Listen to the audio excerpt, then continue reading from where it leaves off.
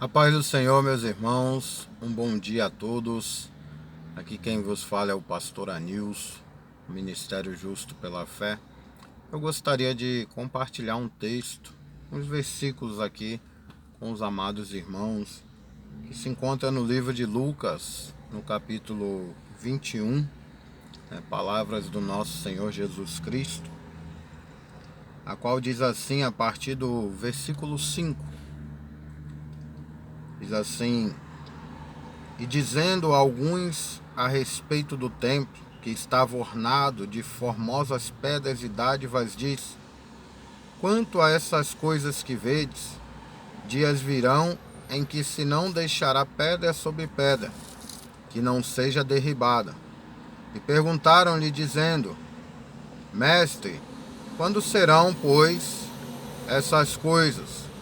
E que sinal haverá quando isso estiver para acontecer? Disse então ele: Vede que não vos enganem, porque virão muitos em meu nome, dizendo: Sou eu, e o tempo está próximo, não vades, porque tanto após eles. E quando ouvirdes de guerra e sedições, não vos assustei, porque é necessário que isso aconteça primeiro, mas o fim não será logo. Então lhes disse: Levantar-se-á nação contra nação, e reino contra reino, e haverá em vários lugares grandes terremotos e fomes e pestilências. Haverá também coisas espantosas e grandes sinais no céu. Glória a Deus, aleluia. A palavra do Senhor ela é bem clara nas nossas vidas, sobre as suas promessas e os seus cumprimentos. E quando essas coisas elas começam a acontecer, nós cristãos temos que gerar em nós alguns sentimentos. Tem que gerar em nós, primeiro, um sentimento de fé, a certeza da fé. A palavra do Senhor nos fala em João no capítulo 17, no versículo 17, quando o Senhor ele ora ao Pai acerca dos seus discípulos e também não só acerca dos discípulos, porque ele mesmo diz que não rogava só por aqueles que o Pai havia lhe dado, mas também por todos aqueles que iam crer na sua palavra. Então ele fala: Pai, santifica-os na verdade. A sua palavra é a verdade. Então quando nós olhamos para os cumprimentos dessas profecias, quando nós olhamos acerca da promessa da vinda de Cristo, como Isaías, no capítulo 9, no versículo 6, onde ele diz que um menino nos nasceu, um filho vos nos deu, e o peso, ou o comando do mundo está sobre os seus ombros. E ele será chamado de maravilhoso conselheiro, será chamado de Deus forte, Pai da eternidade e Príncipe da paz. E quando nós vemos essa profecia se cumprir lá em Mateus no capítulo 4, onde Jesus, depois de vir do deserto, onde foi tentado por Satanás, e ele vem subindo ali, sentido a Cafarnaum, e passa entre as cidades de Naftali e Zebulon, e ali começa a se cumprir esta profecia, a qual fala lá em Isaías no capítulo 9, o povo que estava em trevas, eles viram a luz, e aqueles que estavam assentados em trevas, a luz raiou. Então essas profecias e o cumprimento delas deveriam nos trazer alegria, deveria nos trazer fé, a certeza de que a palavra do Senhor está se cumprindo. Nós estamos vivendo num dia a qual nós estamos vendo aí em todo o mundo uma epidemia, ou seja, chamada de pandemia pelo seu tamanho, pela sua proporção, atingindo o mundo inteiro, inclusive a nós aqui que estamos no Brasil. Mas isso nós devemos olhar como um cumprimento da profecia do nosso Senhor Jesus Cristo. E isso não deveria nos causar medo, porque nós entendemos que o medo, ele nos afasta de Deus. Então isso deveria nos causar temor. Por que temor? Porque se cumprindo a palavra do Senhor, vindo o temor sobre as nossas vidas, se cumpre aquilo que Pedro fala lá na sua primeira epístola, no capítulo 1, a qual nós devemos olhar para nossas vidas, e ver que Jesus ele nos chamou para ser santos. Jesus ele nos chamou para que haja uma mudança de vida em nós. E isso deve nos causar temor, porque lá está escrito: sede santos, porque o nosso Senhor ele é santo. E deveria nos fazer olhar para nós e vermos se nós estamos andando em santidade com Cristo. Vemos se nós estamos verdadeiramente cumprindo aquilo que Cristo determinou para nossas vidas. Nós olhamos a palavra do Senhor lá no livro de Efésios, no capítulo 4.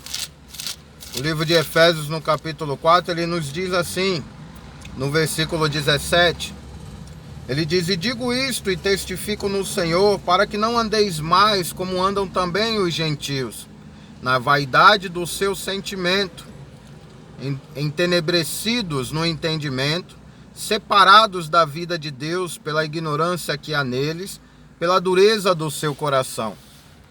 Nós não podemos mais andar desta forma. Nós temos que agora observar a palavra de Deus, observar o cumprimento da sua palavra e nos alegrarmos com isso.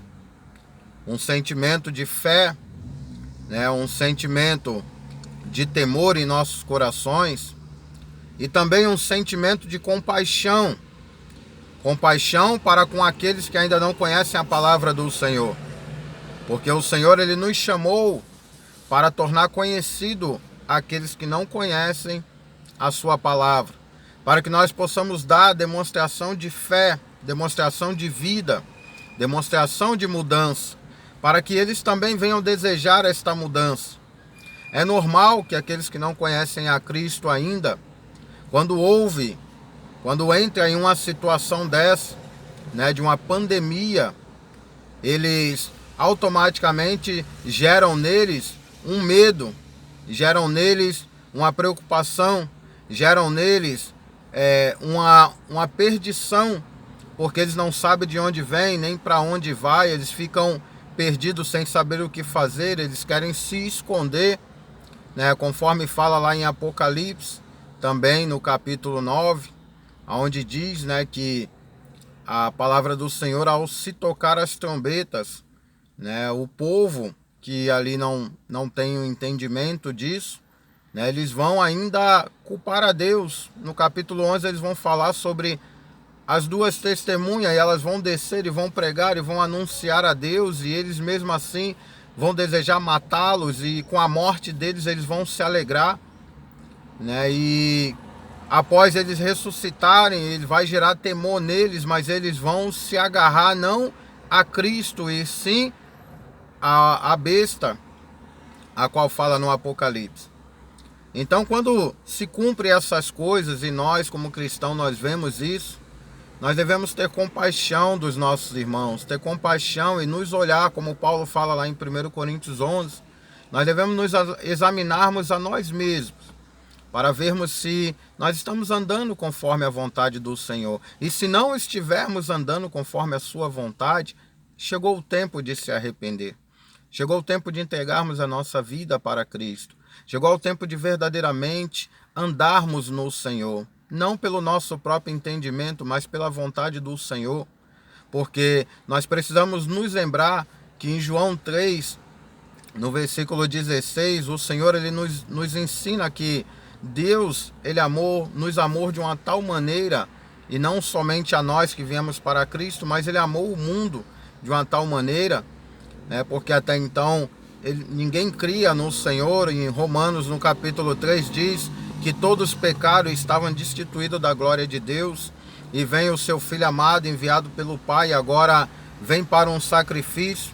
Filipenses 2, versículo 5 em diante, ele diz que ele se destitui da sua glória, e ele vem e se torna semelhante ao homem e é servo, e na forma de servo ele é obediente, e obediente até a morte, e morte de cruz. Então nós devemos olhar se nós estamos destituídos da glória de Deus, e Ele nos enviou o seu Filho amado para nos resgatar. Pedro agora diz na sua carta, no capítulo 2, ele diz que agora nós somos uma nação santa, uma nação escolhida, um povo santo, a qual nós andávamos nas trevas e agora nós fomos resgatados por Cristo, pelo seu sacrifício, e fomos colocados na sua maravilhosa luz.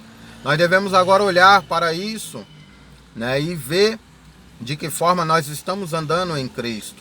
E mudar, é tempo de mudança, é tempo de voltar, é tempo de se apegar ao Senhor, é tempo de clamar, não é tempo de se esconder, e sim tempo de buscar ao Senhor.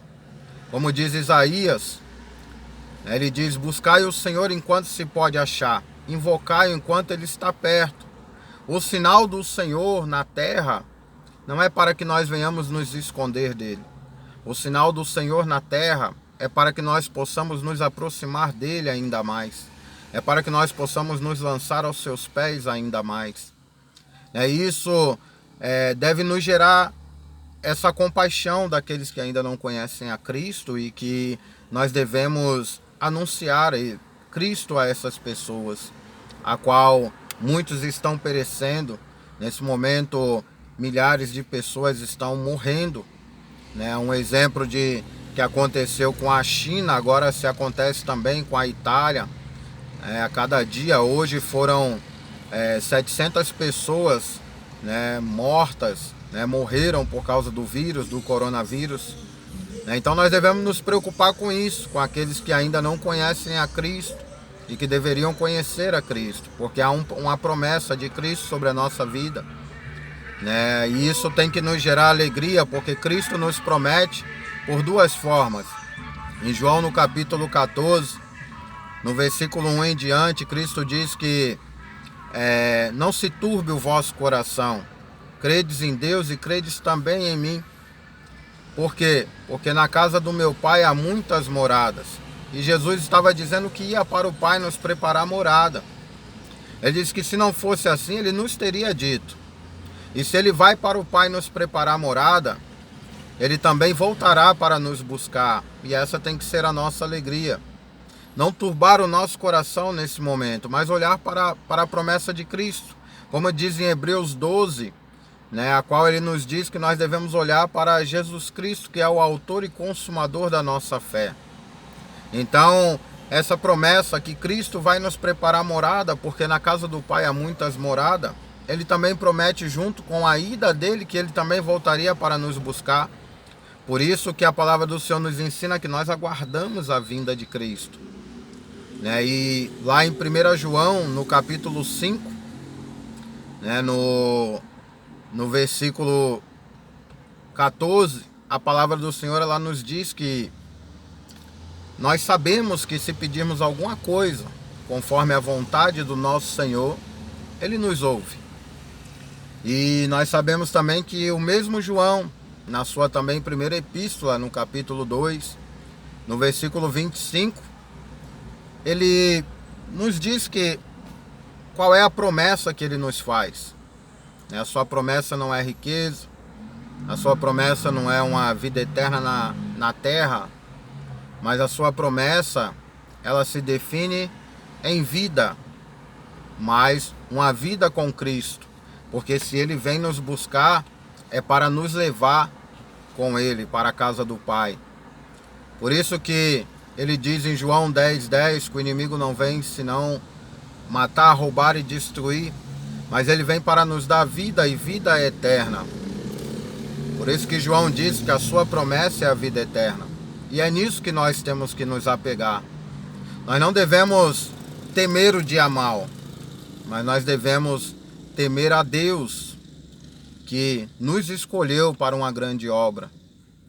Devemos temer a Ele e olharmos se nós estamos praticando aquilo que Ele nos chamou para fazer. Então não é momento, amados, de nos escondermos, e sim momento de nos lançarmos para o Senhor, momentos de buscarmos ao Senhor. Não devemos temer o mal. Jesus disse que nós não podemos temer ao homem que pode matar a nossa carne, mas devemos temer a Deus, que pode fazer a nossa carne, o nosso corpo e a nossa alma parecer no inferno. Então nós precisamos agora olhar para tão grande promessa, olhar para tão grande maravilha e não nos assustar, e sim nos alegrar, porque por amor dos seus escolhidos, por amor daquele que aceita a Jesus Cristo como seu único e suficiente Salvador, por amor dele é que esses sinais na terra estão acontecendo. Esses sinais acontecem porque o Senhor, ele te ama. Esses sinais acontecem porque o Senhor quer chamar a sua atenção. Esses sinais acontecem porque o Senhor, ele quer um conserto com ele. Esses sinais acontecem porque o Senhor quer que andemos em retidão para com ele. Por isso ele faz sinais e maravilhas. Por isso ele nos mostra o seu grande poder. Por isso ele nos mostra que tudo está sob o seu controle. Por isso ele nos mostra que devemos confiar no nosso Senhor Jesus Cristo. Guarde isso no seu coração. Pense, reflita e olhe e veja que essas coisas que acontecem é Cristo mostrando o seu amor para que nós venhamos abrir os nossos olhos e nos lançarmos a Ele. É tempo, amados, de clamarmos ao Senhor. Portanto, vamos nos unir em oração. Vamos nos unir nesta grande obra. A palavra do Senhor, ela diz que as portas do inferno não prevalecerão contra a igreja de Cristo. Então nós devemos observar isso, não devemos temer. Devemos ser obedientes ao nosso Senhor Jesus Cristo. Devemos nos lançarmos agora em oração, em nome do nosso Senhor Jesus Cristo. Que Jesus vos abençoe, que esta palavra possa ter falado ao seu coração. Amém.